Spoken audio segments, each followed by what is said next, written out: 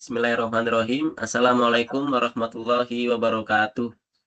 Halo semuanya, kami dari kelompok 2 Filsafat Ilmu akan mepresentasikan topik penting yang sedang menjadi perhatian global, yakni krisis iklim dan tanggung jawab manusia terhadap lingkungan. Jadi krisis iklim bukan hanya masalah lingkungan, tapi juga tantangan sosial dan juga ekonomi serta dan juga moral. Dalam presentasi ini, kami akan mengupas berbagai aspek dari krisis ini dan bagaimana kita semua dapat berkontribusi untuk solusi bersama. Sebelum kita mulai, perkenalkan anggota kami terlebih dahulu. Yang pertama ada Muhammad Farhan Cahaya Biru, yang kedua ada Verina Adistia Ningrum, yang ketiga ada Muhammad Fauzan Ramadhani, saya sendiri, yang keempat Khairun Sedayu, yang kelima ada Arzak Firly, yang keenam ada Muhammad Zidan Satyendra Harsya, yang ketujuh ada Amalia Putri Sanjaya, yang kedelapan ada Muhammad Hafiz Sabian, yang kesembilan ada Ahmad Naufal Waliuddin, dan yang kesepuluh ada Reki Ferdinand Cahya. Dari pembahasan ini, kami memahami bahwa krisis iklim adalah masalah kompleks yang memerlukan pendekatan holistik. Dalam daftar isi ini, ada pengantar dan juga urgensi, ada latar belakang dan rumusan masalah, ada identifikasi fenomena unik di masyarakat, ada pembahasan filosofis, analisis fenomena, serta dan juga penutup dan juga kesimpulan. Selanjutnya akan dipresentasikan oleh teman saya. Oke, yang pertama pengantar dan urgensi. Di bagian pengantar yaitu, krisis iklim adalah tantangan global yang mempengaruhi lingkungan, masyarakat, dan ekonomi. Dampaknya seperti cuaca ekstrim, kenaikan permukaan laut, dan deforestasi dirasakan secara signifikan di Indonesia, terutama oleh kelompok rentan. Urgensinya, yang pertama, kerusakan ekosistem, hutan dan keanekaragaman hayati terancam. Yang kedua, tanggung jawab bersama, tindakan kolektif diperlukan untuk masa depan yang berkelanjutan. Dan yang ketiga, waktu yang krisis saat ini adalah momen penting untuk mencegah kerusakan lebih lanjut. Terus ada latar belakang dan rumusan masalah. Latar belakang, krisis iklim adalah tantangan global yang berdampak luas. Indonesia sebagai negara kepulauan menghadapi resiko serius seperti banjir, kekeringan, dan kerusakan ekosistem pesisir. Ironisnya, meski kesadaran meningkat, tindakan nyata masih minim. Pendekatan berbasis nilai moral dibutuhkan untuk menjawab tantangan ini secara adil dan berkelanjutan. Rumusan masalah. 1. Bagaimana paradoks antara kesadaran dan tindakan dalam menghadapi krisis iklim. 2. Apa saja faktor-faktor yang berkontribusi terhadap ketimpangan dampak krisis iklim di Indonesia. 3. Bagaimana peran manusia dalam ekosistem dan tanggung jawabnya terhadap lingkungan. 4. Bagaimana hubungan antara sistem ekonomi, pola konsumsi, dan krisis iklim. Selanjutnya ada identifikasi fenomena unik di masyarakat. Next. Paradoks kesadaran versus tindakan. Meskipun kesadaran tentang krisis iklim meningkat melalui media sosial dan kampanye global, tindakan nyata untuk mengatasi masalah ini masih minim. Fenomena ini disebut paradoks kesadaran versus tindakan, di mana banyak orang memahami dampaknya tetapi tetap menjalani gaya hidup yang merusak lingkungan. Contoh penyebabnya yaitu kenyamanan pribadi. Kenyamanan pribadi sulit untuk diubah, yaitu ya karena jika diubah tetap sudah tahu dampaknya. Kemudian kurangnya infrastruktur ramah lingkungan. Tanpa dukungan, perubahan gaya hidup sulit dilakukan. Penyebab selanjutnya itu ada eco-anxiety. Generasi muda yang merasa tertekan tetapi tidak memiliki alat untuk bertindak. Solusinya yaitu diperlukan pendekatan holistik yang menggabungkan edukasi, kebijakan, dan perubahan sistemik untuk mengatasi kesenjangan ini.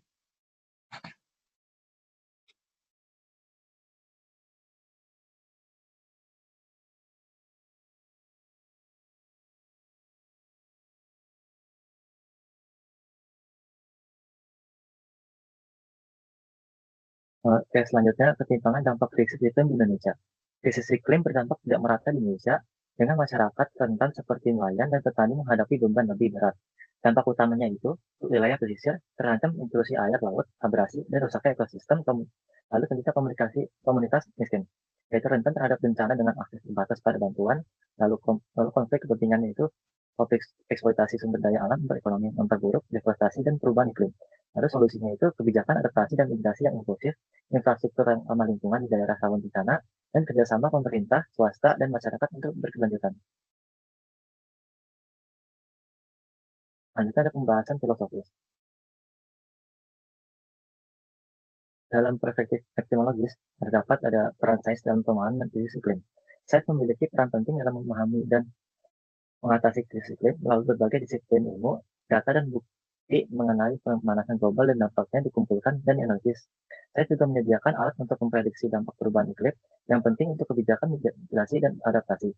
Namun, tantangan muncul dalam penerapan pengetahuan ilmiah ini ke dalam kebijakan dan tindakan masyarakat, sehingga komunikasi ilmiah menjadi sangat penting. Lalu, yang kedua itu tantangan dalam komunikasi ilmiah kepada masyarakat. Meskipun saya memiliki data yang jelas mengenai krisis iklim, mengkomunikasikannya kepada masyarakat menghadapi hambatan. Kesenjangan bahasa ilmiah dan pemahaman masyarakat, serta confirmation bias menyulitkan penerimaan fakta ilmiah. Disinformasi oleh pihak berkepentingan menambah resistensi. Penerimaan pengetahuan bergantung pada konteks sosial, budaya, dan psikologis, sehingga komunikasi ilmiah perlu lebih inklusif dan relevan dengan pengalaman masyarakat. Selanjutnya, yang ketiga, hubungan antara pengetahuan dan tindakan. Epistemologi merupakan hubungan kompleks antara pengetahuan dan tindakan dalam konteks krisis iklim. Banyak orang yang mengetahui dampak negatif, tapi tidak selalu bertindak sesuai karena alasan kenyamanan, manfaat pribadi jangka pendek, atau keputusan tidak berdaya. Untuk mengatasi ini, diperlukan pendekatan sistematik yang mengintegrasikan pengetahuan ilmiah dengan insentif ekonomi, dukungan sosial, dan kebijakan yang mendorong perubahan perilaku kolektif. Hal ini akan menjadikan epistemologi tidak hanya alat untuk memahami dunia, tetapi juga untuk mendorong perubahan positif. Selanjutnya akan dilanjutkan oleh teman saya. Lalu selanjutnya adalah analisis ontologis. A. Posisi manusia dalam ekosistem. Ontologi menempatkan manusia dalam posisi unik dalam ekosistem. Dengan kemampuan untuk mengubah dan mengendalikan lingkungan, ada dua pandangan utama tentang peran manusia, yaitu yang pertama, penjaga atau steward. Manusia bertanggung jawab melestarikan keseimbangan alam dan keberlanjutan semua bentuk kehidupan, karena tindakan destruktif akan merugikan semua makhluk hidup, termasuk manusia. Kedua, penguasa, master. Manusia memanfaatkan sumber daya alam untuk memenuhi kebutuhan dan ambisi tanpa memperhatikan konsekuensi jangka panjang, yang sering mempercepat krisis iklim. Ontologi ini mendorong refleksi tentang apakah manusia dapat menemukan harmoni dengan ekosistem, atau akan harus mengeksploitasi alam. B. Hubungan antara alam dan teknologi.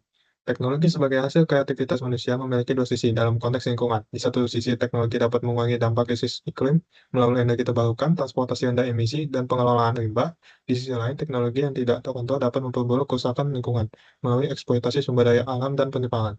Secara filosofis, hubungan antara alam dan teknologi mencerminkan konflik antara fisis, alami, dan teknik, karya manusia. Pemikir seperti Martin Heidegger menyoroti bahwa teknologi sering melihat alam sebagai sumber daya yang dapat dieksploitasi, mengabaikan yang instruksinya. Dalam konteks keberlanjutan, teknologi harusnya digunakan untuk berkolaborasi dengan alam, bukan mendominasinya, mengundang paradigma baru di mana teknologi membantu memulihkan ekosistem. Selanjutnya akan dibacakan oleh teman saya. Selanjutnya C, yaitu konsep keberlanjutan dalam konteks modern. Keberlanjutan menghubungkan etika, ekonomi, dan ekologi, menekankan keseimbangan antara memenuhi kebutuhan saat ini tanpa mengorbankan kemampuan generasi mendatang. A, yaitu filosofis. Konsep ini menantang kapitalisme tak terbatas dan mendorong perspektif jangka panjang yang mempertimbangkan dampak intergenerasi.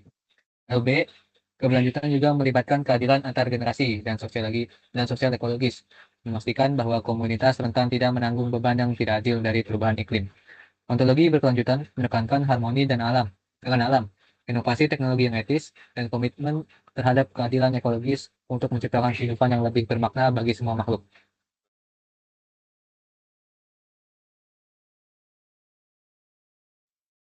Lalu ada dimensi aksiologis, yaitu yang pertama, nilai etis dalam pengelolaan lingkungan. Nilai etis menekankan hubungan harmonis antara manusia dan alam, mencakup yang pertama yaitu keseimbangan ekosistem. Lingkungan harus dilestarikan sebagai tempat hidup berbagai makhluk, bukan hanya sebagai sumber daya ekonomi. Lalu yang kedua, bertanggung jawab atas moral. Setiap individu memiliki kewajiban moral untuk menjaga lingkungan, karena manusia adalah bagian dari ekosistem yang saling terkait. Lalu yang ketiga, ada kesadaran kolektif. Pengelolaan lingkungan membutuhkan kolaborasi dari individu, komunitas, pemerintah, dan perusahaan untuk menjaga bumi bersama. Lalu yang B, tanggung jawab antar generasi. Generasi menekankan bahwa generasi saat ini harus menjaga sumber daya dan ekosistem untuk diwariskan ke generasi mendatang. Poin pentingnya meliputi yang pertama, prinsip warisan. Generasi saat ini harus memastikan generasi mendatang memiliki akses ke lingkungan yang sehat dan sumber daya yang cukup. Dan yang kedua, hak generasi mendatang. Mengatasi krisis iklim, sekarang menghormati hak generasi mendatang untuk hidup di dunia yang layak. Dan yang ketiga, moralitas altruisme. Itu melindungi lingkungan adalah bentuk pengorbanan untuk kepentingan generasi mendatang, melampaui kepentingan pribadi atau jangka pendek. Dan juga akan dilanjutkan oleh teman saya. Baik, selanjutnya akan dibacakan oleh saya, yaitu poin C, yaitu keadilan iklim global di Indonesia. Keadilan iklim di Indonesia menekankan distribusi tanggung jawab dan dampak krisis iklim secara adil, di mana berbagai kelompok masyarakat. Prinsip-prinsip utamanya meliputi yang pertama yaitu keadilan sosial. Dalam keadilan sosial ini ada ketimpangan dampak, yaitu komunitas miskin yang paling terdampak oleh krisis iklim harus diprioritaskan dalam upaya adaptasi. Yang dalam keadilan sosial juga ada akses terhadap sumber daya, yaitu bantuan untuk mitigasi dan adaptasi iklim harus didistribusikan secara merata dan transparan. Prinsip yang kedua yaitu tanggung jawab diferensial. Dalam prinsip ini ada eksploitasi sumber daya, yaitu Indonesia harus menekan laju kerusakan lingkungan sambil mempertimbangkan kondisi sosial ekonomi rakyat. Selanjutnya ada peran negara maju, yaitu negara maju harus memberikan dukungan pendanaan dan transfer teknologi untuk membantu Indonesia. Ya, prinsip yang ketiga yaitu solidaritas lokal. Dalam solidaritas lokal yaitu ada peran pemerintah dan komunitas lokal, yaitu kerjasama erat diperlukan untuk konservasi lingkungan dengan pembudayaan komunitas lokal. Selanjutnya ada kependidikan dan kesadaran. Masyarakat harus diberi akses edukasi tentang krisis iklim dan cara kontribusi dalam mitigasi. Selanjutnya akan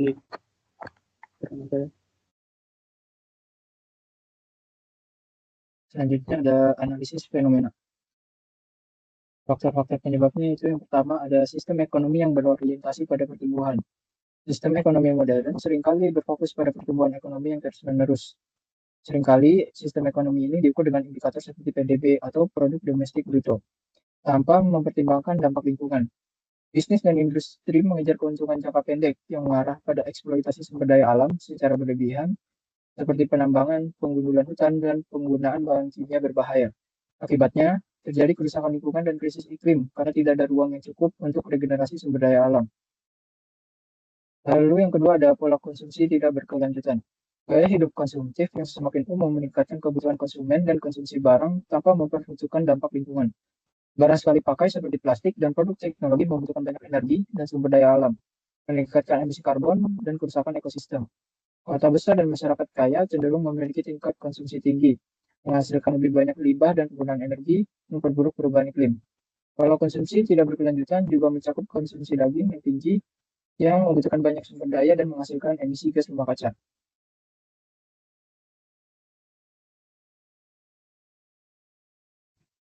Ya, selanjutnya itu ada ketergantungan pada bahan bakar fosil. Ketergantungan global pada bahan bakar fosil seperti batu bara, minyak, dan gas menyebabkan krisis iklim karena pembakaran bahan bakar fosil menghasilkan CO2, gas rumah kaca utama. Banyak negara industri masih bergantung pada bahan bakar fosil untuk energi, transportasi, dan industri, memperlambat transisi ke energi terbarukan. Industri ekstraktif juga menyebabkan polusi udara, pencemaran air, dan kerusakan lahan, memperburuk krisis iklim. Lalu selanjutnya deforestasi dan kerusakan ekosistem. Jadi masuk di sini deforestasi atau penggundulan hutan. Terjadi ketika hutan dibuka untuk pertanian, infrastruktur, atau penambangan yang menyebabkan meningkatnya CO2 di atmosfer dan berkontribusi pada pemanasan global. Hutan yang hilang mengancam spesies, mengurangi keanekaragaman hayati, dan merusak ekosistem.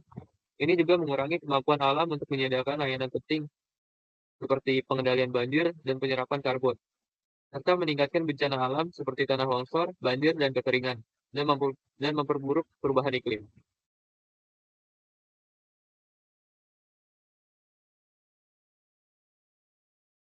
Kesimpulan. Next. Dari pembahasan ini, kita semua dapat memahami bahwa krisis iklim adalah masalah kompleks yang memerlukan pendekatan holistik. Jadi semua pihak harus berperan aktif, pemerintah, masyarakat, hingga sektor swasta. Tanpa langkah nyata, dampaknya akan terus dirasakan oleh generasi mendatang.